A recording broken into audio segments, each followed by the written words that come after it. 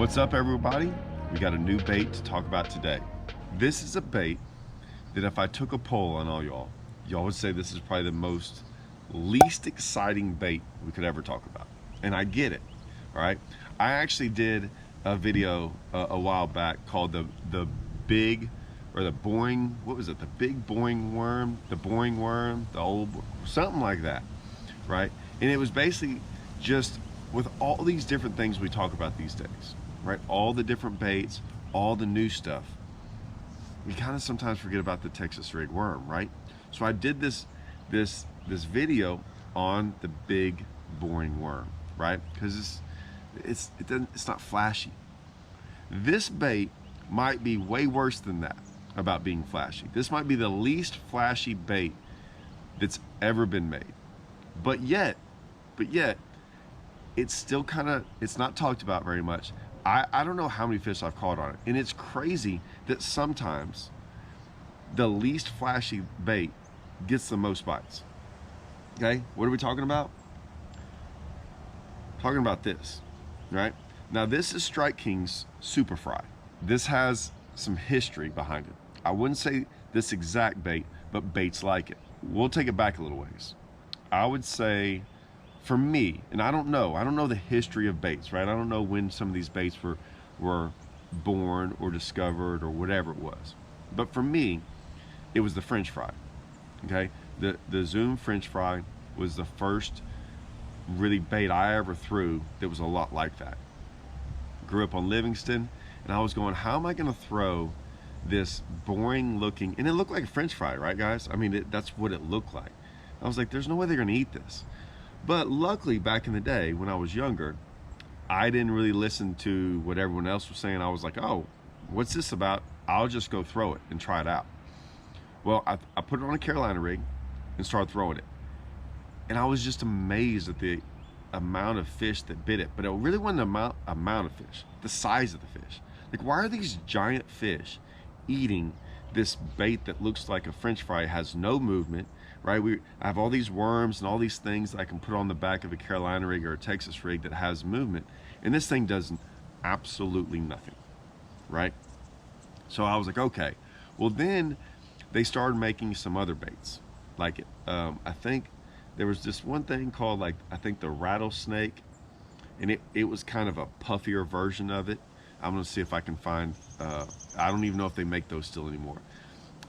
Then I was with a company for a while, and they made the air fry, which was basically even a bigger, puffier version of it, and it had air pockets in it. I actually went inside just now, went to my garage, and I swear this just happened to be laying out, and I was like, yeah, this is the old, I think it was the Kickerfish bubble fry, right? Smoked on this thing. They had a bunch of TV shows back in the day. Bill Wilcox on, I think, Honey Hole Outdoors and stuff. He used to throw that thing all the time. So he was a big believer in that thing too. Smoked him on a Carolina rig every lake he went to. I'm the same way. Every lake I go to. And so when Strike King was making this bait, I was all in on it. I was like, hey man, we definitely need this, like, for sure. Because for one, they don't make that anymore. I guess they still make the French fry, although I don't see them.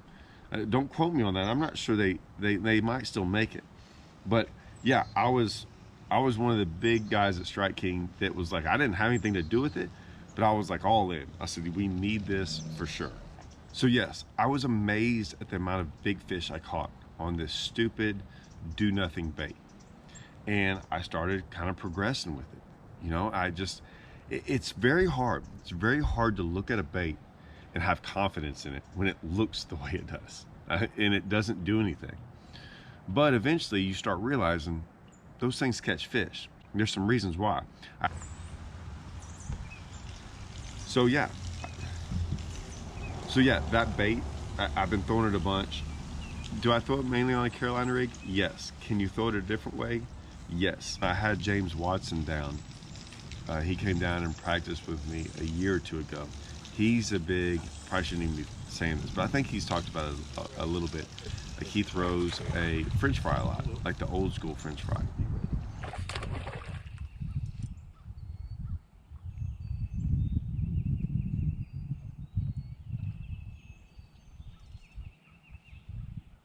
Dude, I almost won a BFL tape rock a couple years ago doing this. All right, did I hit it? We've done it there. Does not have anything with a small enough weight. Oh no, is that mine? That's mine. Right here. Yeah. Hard to beat watermelon seed for me. Like, I don't know. That's the what I'm only gonna try. fucking color I throw.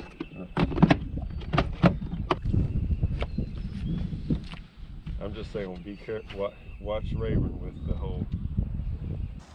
So he throws the old school French fry, like the one I was talking about. So I guess they still make it, and he just puts it on. He puts it on a spinning rod, no weight, real light line. Oh, he's got it. He's got it. You're welcome. That wasn't the first one I saw. That was when I was like, oh, I see one. Well, then that one came out of that tree. I'll show you where that other one is. That one came out of that tree. Look, there's another one right there. Watch it. Watch this. Watch this. It's right there. Right there on it. Eat it. Right there.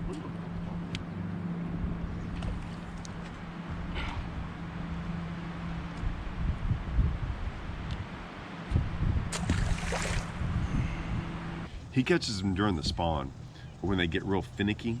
And so he came up, we went out on our local lake, and we were just kind of goofing around, catching them on a frog, catching them on different things. He broke that out, started throwing that around, catching fish, and I was like, yeah, I got the same thing. So I broke out my super fry. Like, I'll pull it once like that, right there, and it floats up real quick, and then it goes back down. I pull it one more time, reel. Like right there, just check it. There you go. Wrong one. Not bad.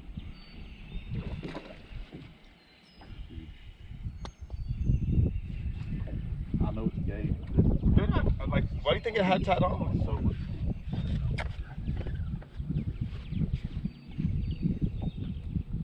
nice fish. It's hard to catch these fish any other way. Oh, right now? Yes. Because of the rat. Yes. Yeah. I mean, I've already seen it. Like, Yeah. and I know this though. That's why we sight fish. Yeah. Now, it's very hard to win a tournament doing this. Our way. The Our five way. fish. Yeah. And we both started catching some fish that way. I'd never really done it.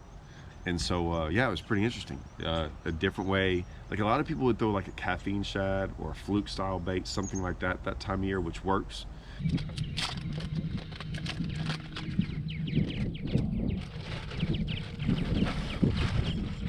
While you're doing that, huh?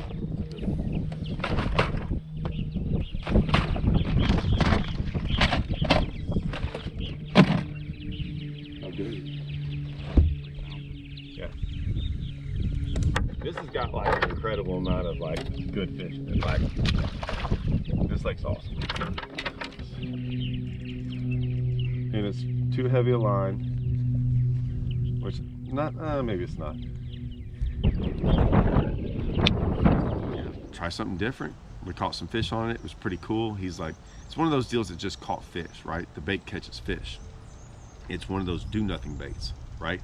Sometimes those do nothing baits, there's times of the year when those do nothing baits are way better than when you have baits with a lot of action on them. Okay, so yeah, I basically fish this two different ways. I know some guys actually that throw it on like a shaky head. They'll throw this on a shaky head and do it that way. But for me, it's mainly the Carolina rig deal, or like now I've kind of, I'll be honest, I do kind of throw it like finesse style, like that, no weight, just with a little hook on there, and yeah, it kind of gets those fish when they get in that weird funk around the spawn. Either it's before or after. Sometimes you catch pre-spawners and post-spawners, but they're up there roaming around. They've seen a bunch of baits, and sometimes they're just hard to catch. This thing gets bites, like a ton of bites. What's crazy is the amount of people who went out and bought. I've made a little Carolina rig video, and I talked about my top 3 favorite baits I throw on a Carolina rig, and this is always one of them. And I love the comments I get back from people. They were like, hey man, I went and got that thing, and it's amazing. I think I guarantee more people had more success with this bait on a Carolina rig than any other. Like, I think they had more bites on it, and big ones too. I think everyone's used to throwing the other, and not really used to throwing this, right? Because I think it's not going to jump off the shelf when you see it. What's funny is when I go to places, and I don't mind saying this now because I kept this quiet for a long time because we had a lot of tournaments on that lake, but Kentucky Lake is notorious, right, for out deep. And guys would do all these different things, right? You can throw a jig out there and swim baits and flutter spoons and all this stuff. I don't really know that lake that well when I would go there. So I would just usually Carolina rig because I could cover a lot of water doing it and I don't have to overthink it. Like I wasn't trying to like trick a bunch of fish like in certain places. Like a lot of those places have community holes, right? And I didn't always know those community holes. I just took this with a Carolina rig and it was amazing. I never got beat. I mean, when I say I never got beat, like my co-anglers might be throwing jigs or doing everything else, or like I'd go practice with somebody, or like I'd be around a bunch of people. Dude, I would crush it. I could go right behind people with this bait and kill them on it. And because no one at Kentucky Lake is gonna throw this thing. They're just not. I mean, look at every single video from the past of like when people went there. All right, it's big crankbaits, it's big swim baits, it's big flutter spoons, it's throwing a jig. Every once in a while, you'll see a guy out there doing something a little bit different. I wouldn't say this is finesse fishing because I'm throwing it on a big Carolina rig, but it's definitely a finesse style bait, crushed on them every single time. I made a couple top 10s down there doing that. So this bait is one of those deals that I do throw it a lot. I throw it at certain times. Here's the funny part. I'll get away from it. I even forget about it at times. It's a forgettable bait. It really is. I think that's why it's so good, because it's never going to be a bait that a lot of people go out there and throw. So I guarantee you, every one of y'all watching this could go take this, put it on a Carolina rig, or throw it finesse style, and you'll be the only one probably in the last month that's thrown it on your lake. I'm just saying. The one trick I will say is this. I don't know why this is, but if they're really on shad, if they're feeding on shad, it seems like this bait, that's when it works the best. Kind of like that shad spawn type deal, or so like that May or June, or certain times of the year, it seems like if they're really on shad, they bite this thing better. I know it doesn't look like a shad. I'm just saying, that's just my experience. I've just noticed that a lot. I've caught them a lot during the shad spawn on it, because I think during that shad spawn, they're really not on jigs, they're really not on creature baits, they're not on stuff like that, and this thing's kind of down there doing nothing, floating around. I know it doesn't look like a dead shad or a shad that's wounded, but I think it's not very aggressive. I think they like it. I think they're eating on all them shad. The shad spawn's kind of over, they're all kind of hanging around, and they're like, oh yeah, easy meal, and they just kind of bite it and swim off. I get it, it's not a very glamorous bait. You know, there's some videos of me throwing the Carolina rig, catching fish on this bait and stuff. It's just one of those baits, man. Hey, they're not that expensive. Go buy a pack. Just put them on one time. I promise you're gonna get bit on it. That's the great thing. I don't really want to talk about the color. I really don't. Like, I have other colors, right? They work. I have other colors.